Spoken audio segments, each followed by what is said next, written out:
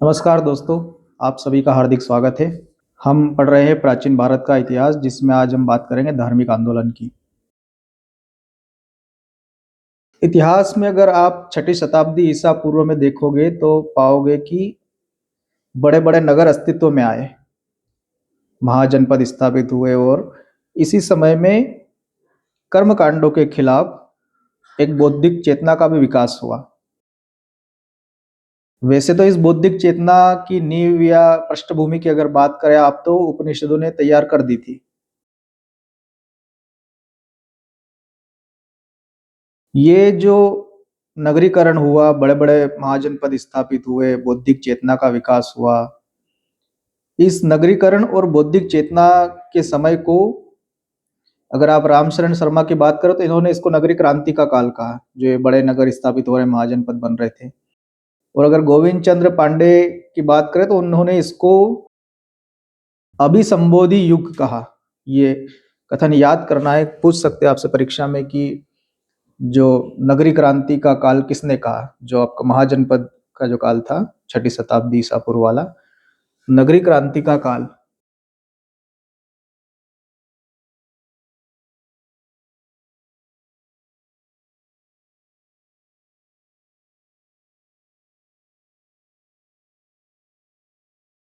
नगरी क्रांति का काल कहा था आपके रामशरण शर्मा ने, आर.एस. शर्मा।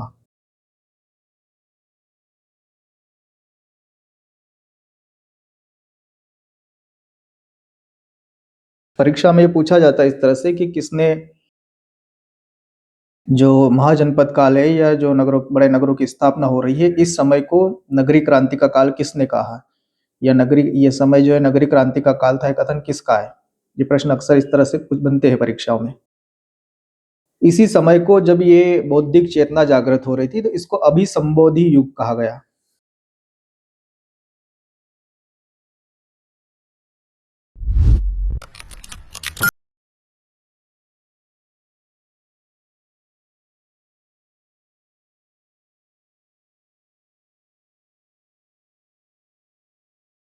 अभिसंबोधि युग।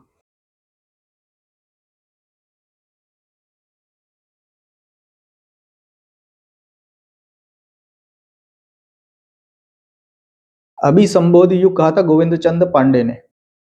नाम याद रखना है।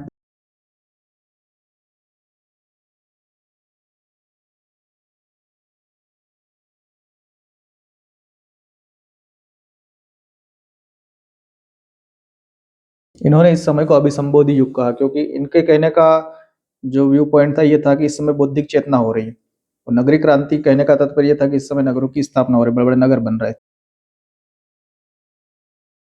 ये स्थिति क्यों बनी, इसके लिए अगर आप देखें काफी कुछ तो हम पिछली क्लासों में पढ़ चुके हैं। तो अगर आप इसको विस्तार से जानना चाहते हैं तो पिछली क्लासों को आपको देखना पड़ेगा, क्योंकि इसमें हम स्टेप बाय स्टेप चीजें पढ़ते आए हैं कि कैसे कैसे परिवर्तन हुआ है। फिर भी लोहे के प्रयोग के कारण एक तो कृषि का विकास हुआ, कृषि का उत्पादन बढ़ा, इससे व्यापार बढ़ा तो लोगों के पास पैसा आया, धनवान हुए, बड़े बड़े शहर बने, शहरीकरण हुआ। और जब शहरीकरण हुआ, लोगों के पास पैसा आया तो बड़े राज्य बनने लगे। लोहा एक क्रांतिकारी परिवर्तन बना है। अगर आप ऐतिहासिक युग से देखोगे तो लोहे के हथियार से बड़े बड़े युद्ध भी लड़े गए। पहले पीतल, तांबा, कांसा इनके हथियार बनते थे। जब से लोहा आया है तब से शक्तिशाली क्षत्रिय वर्ग, एक योद्धा वर्ग सामने आया है शासक के रूप में। और ये शक्तिशाली शासक वर्ग, या इसको क्षत्रिय भी कहा गया है, ये अब जो ब्राह्मण वर्ग था, इनका एक सामाजिक राजनीतिक सर्वोच्चता थी ब्राह्मणों की। पहले ये सलाहकार हुआ करते थे राज्यों में, राज्य के सलाहकार होते थे, कर्मकांड करवाते थे, पूजा पाठ करवाते थे, पुरोहित का काम करते थे।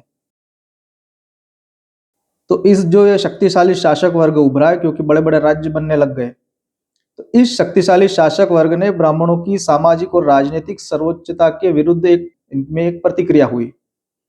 अगर आप बौद्ध धर्म, जैन धर्म देखोगे तो इनके जो प्रवर्तक है ये क्षत्रिय वर्ग से आते हैं। वर्ण व्यवस्था जो थी प्राचीन भारत में, ब्राह्मण, क्षत्रिय, वैश्य, शूद्र, तो इसमें अगर आप बुद्ध को देखोगे तो ये क्षत्रिय वर्ग वर्ण से थे। जैन धर्म के जो प्रवर्तक है महावीर स्वामी, हालांकि जैन धर्म तो ऋषभ देव जी ने स्थापित किया था, पहले तीर्थंकर वो थे, लेकिन इसके जो वास्तविक संस्थापक माने जाते हैं वो महावीर स्वामी माने जाते हैं। ये भी क्षत्रिय ही थे। हालांकि ऐसा भी नहीं है कि जो बौद्ध धर्म और जो जैन धर्म है, बुद्ध और महावीर ने ब्राह्मणों का विरोध किया। इन्होंने कर्मकांडों का विरोध किया है, ब्राह्मणों का विरोध नहीं किया इन्होंने। ब्राह्मणों के बारे में अगर आप बुद्ध के विचार पढ़ोगे तो उन्होंने कहा है कि शील प्रज्ञा युक्त मनुष्य ही ब्राह्मण है। मतलब कि उन्होंने ब्राह्मण की डेफिनेशन दी कि ब्राह्मण कौन है। जो ब्राह्मण घर में पैदा हुआ है वो ब्राह्मण नहीं है। जिसमें शील है, जिसमें प्रज्ञा है, वो व्यक्ति ब्राह्मण है। प्रज्ञा मतलब विवेक कह सकते हो आप, ज्ञान कह सकते हो। तो शील प्रज्ञा युक्त मनुष्य ब्राह्मण है, ये बुद्ध का कथन है।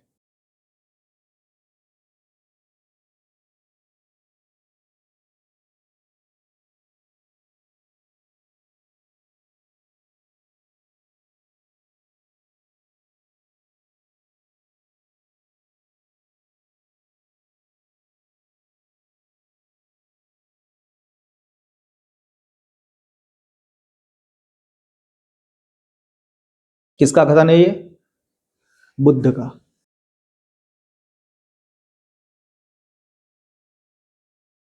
पहली चीज तो ये। दूसरा, महावीर स्वामी ने ब्राह्मण के लिए कहा था कि जो अब अग्नि में तपकर, जो अग्नि में तपकर शुद्ध किए गए सोने की तरह विकार से रहित है। अगर आप सोने को गर्म करोगे, तपाओगे, उसको पिघलाओगे तो उसमें जितनी भी मेल मिट्टी होती है वो हट जाती है, 24 कैरेट खरा सोना बन जाता है। इसी तरह से अग्नि में तपकर शुद्ध किए गए सोने की तरह विकार से रहित और राग द्वेष व भय से मुक्त है, वो ब्राह्मण है। ये महावीर स्वामी का कथन है कि जो विकार से रहित है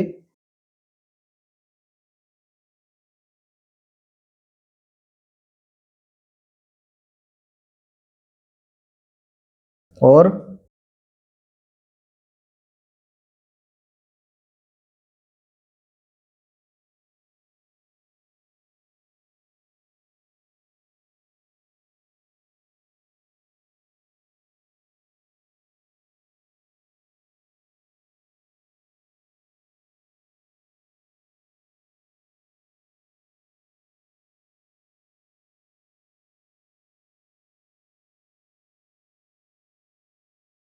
जो विकार से रहित है, जो राग द्वेष से मुक्त है, भय से मुक्त है, वो ब्राह्मण है।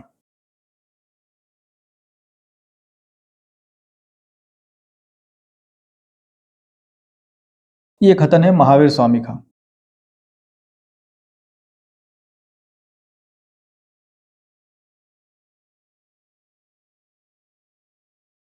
तो इसका मतलब यह है कि इन्होंने कर्मकांडों का विरोध किया है। ऐसा नहीं है कि सिर्फ ये दो ही धर्म थे उस समय की, बौद्ध और जैन धर्म। इस समय और भी संप्रदाय थे बहुत सारे। और ये सब संप्रदाय क्यों थे? सामाजिक, आप कह सकते हो कि समाज में सुधार लाना।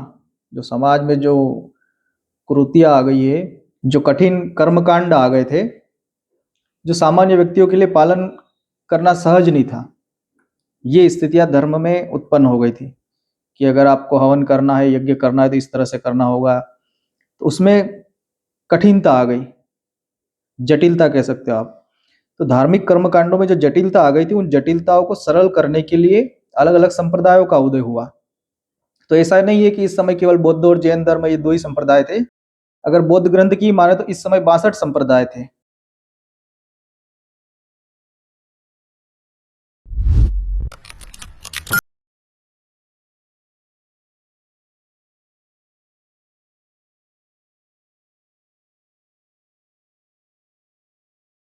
बौद्ध ग्रंथों में 62 संप्रदाय बताए गए, जबकि अगर जैन ग्रंथों में देखोगे तो 363 संप्रदायों का उल्लेख है इसमें।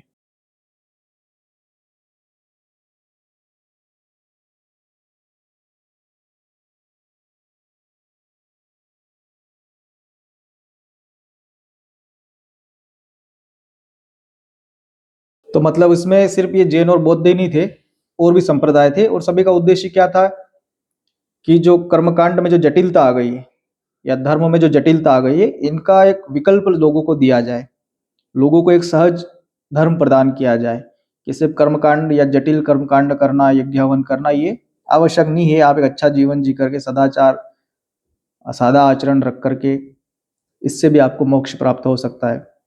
क्योंकि किसी भी संप्रदाय को अगर देखोगे तो अंतिम लक्ष्य क्या है उनका? मुक्ति प्राप्त करना। तो अब 62 संप्रदाय थे उस समय, या जैन धर्म के अनुसार 363 संप्रदाय का उल्लेख है, तो सब तो इतने ज्यादा पॉपुलर हुए नहीं। फिर भी इसमें अगर इस समय आप देखोगे तो 7 संप्रदाय ऐसे थे जो उस समय प्रसिद्ध थे, पॉपुलर थे, या जो है जनता में जिन्होंने जगह बनाई थी, समाज में एक अपनी जगह बनाई थी। हालांकि वो अब नहीं है, वो अलग बात है, लेकिन उस समय उन्होंने समाज के एक हिस्से में अपनी उपस्थिति दर्ज करवाई थी। तो 7 संप्रदाय प्रमुख थे।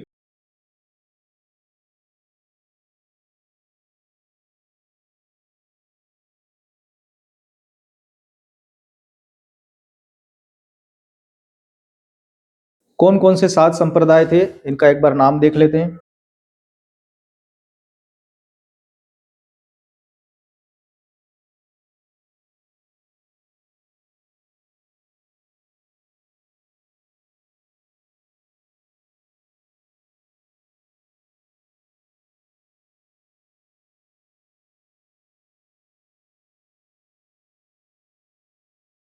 तो सबसे पहला इसमें आता है जैन धर्म। जैन धर्म की स्थापना किसने करी?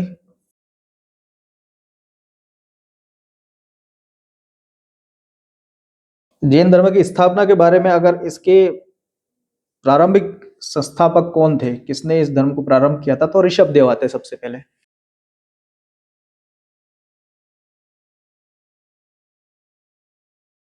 ये पहले तीर्थंकर है जैनियों के। और वास्तविक संस्थापक की अगर बात करें तो जैन धर्म के वास्तविक संस्थापक है महावीर स्वामी, जो कि 24वें तीर्थंकर है।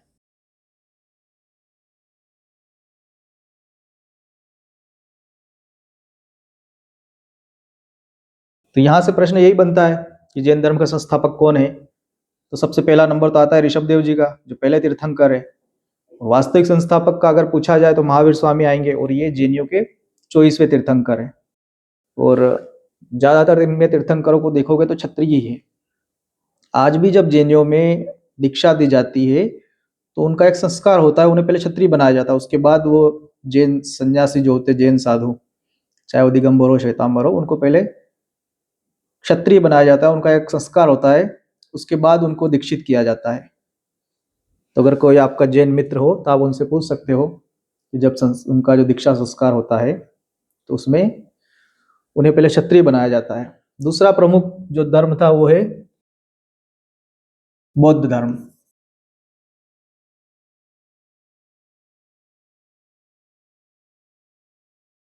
बौद्ध धर्म के प्रवर्तक कौन थे? गौतम बुद्ध।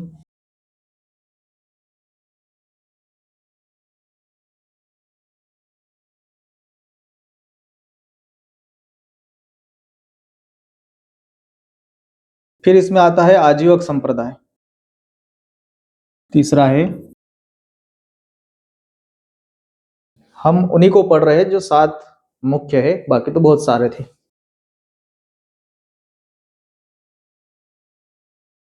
आजीवक संप्रदाय की स्थापना किसने करी थी? तो इनकी इसकी स्थापना करी थी मक्खली पुत्र गोशाल ने।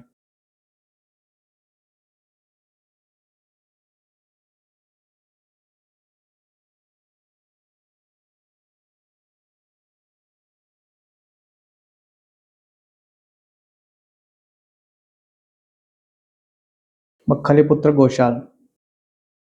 अगला जो संप्रदाय था वो है संदेहवादी। ऐसा नहीं कि ये क्रम में है, बस आपको नाम ध्यान रखना है इसके संस्थापकों ने, इनके बारे में छोटा सा परिचय हम पढ़ेंगे। तो अगले है संदेहवादी।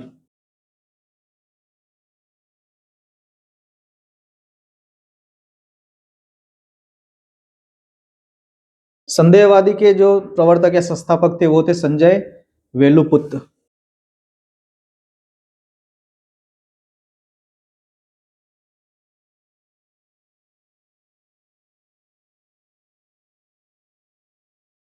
फिर आता है नित्यवादी। इसके प्रवर्तक थे पुकुद कच्चायन।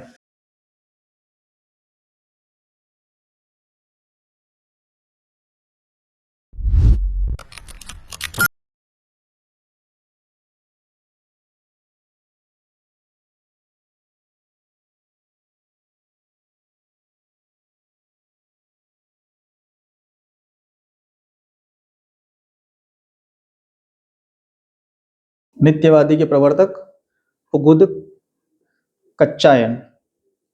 फिर आता है आपका घोर अक्रियावादी, इसके जो प्रवर्तक थे पूरण कश्यप। घोर अक्रियावादी।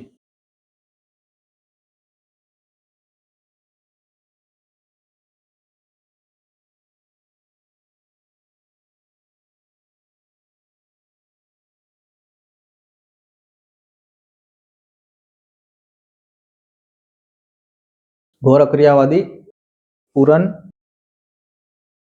कश्यप या कश्यप।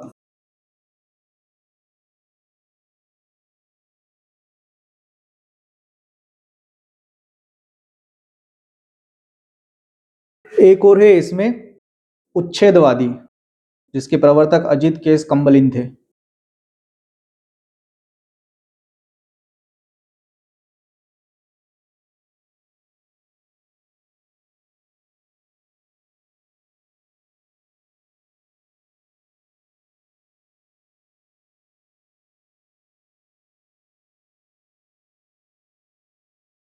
अजित केस कंबलिन। अब इन सातों संप्रदायों में सबका हम थोड़ा थोड़ा परिचय देखेंगे और जैन और बौद्ध धर्म को थोड़ा विस्तार से पढ़ें, क्योंकि हमारे प्रश्न यहीं से बनते हैं। बाकी धर्मों के संस्थापक कौन थे, उनके बारे में किस तरह का ये संप्रदाय था, इसके बारे में सामान्य परिचय पढ़ेंगे। बाकी विस्तार से हम जैन और बौद्ध धर्म को बढ़ेंगे। इससे आप एक चीज और सीख सकते हो, जो इतिहास सीख देता है कि जब तक आप हो तब तक आपको याद रखा जाएगा, और आप नहीं हो तो आपको याद नहीं रखा जाएगा। यही चीज इसमें है कि जैन और बौद्ध धर्म आज है तो लोग आज इनको याद रख रहे हैं, हम भी इनको विस्तार से पढ़ रहे हैं, और बाकी है नहीं, इनके कोई फॉलोअर नहीं है इतने, तो उनको ज़्यादा महत्व नहीं दिया जा रहा है। तो अपनी उपस्थिति बनाए रखना है, तभी लोग आपको याद रखेंगे, नहीं तो नहीं रखेंगे। तो अगली क्लास में हम इन बाकी जो 5 संप्रदाय है इनका परिचय पढ़ेंगे। फिर हम जैन धर्म और बौद्ध धर्म को विस्तार से पढ़ेंगे, इनके तीर्थंकर प्रवर्तक, किसमें क्या शिक्षाएं थी, इन सारी चीज़ों को। तो ये हमारी आज की क्लास थी, आशा करता हूँ कि आपको अच्छी समझ में आई होगी। मिलते हैं अगली क्लास में, तब तक अपना ध्यान रखिए। हमारे साथ बने रहने के लिए धन्यवाद।